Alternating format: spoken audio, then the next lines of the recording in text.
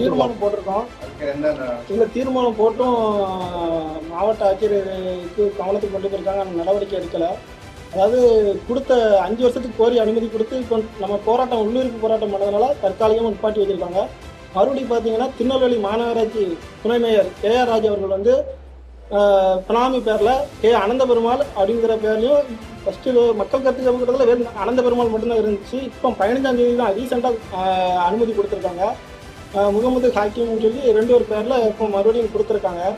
ஏன்னா எங்களுக்கு வாழ்வாதாரம் வந்து மிக பெரிய பிரச்சனை இந்த கல்குவாரி. இது இன்னைக்கு நடக்கிறது கிடையாது. காலங்காலமாக பக்கத்தில் கோரிகள் இருக்குது. அதனால ஏகப்பட்ட பாதிப்புகள், அதாவது வீட்டில் வந்து விரிசல் விழுது, நிலத்தடி நீர் பாதிக்க, சுற்றுச்சூழல் பாதிப்பு இருக்குது, காற்று மாசுபாடு ஏற்படுது. இதனால குழந்தைகள் கர்ப்பிணி பெண்கள் வந்து பாதிக்கப்படுகிறாங்க.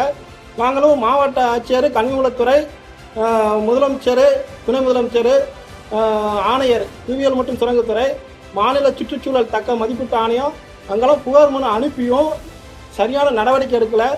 இந்த பத்திரிகை வாயிலாக மாவட்ட ஆட்சியர் மற்றும் சம்மந்தப்பட்ட துறைகளுக்கு எங்களோட கோரிக்கையை உடனடியாக இந்த கல்குவாரியை அனுமதி கொடுத்த கோரிக்கைகளெல்லாம் நிரந்தரமாக மூடணும்.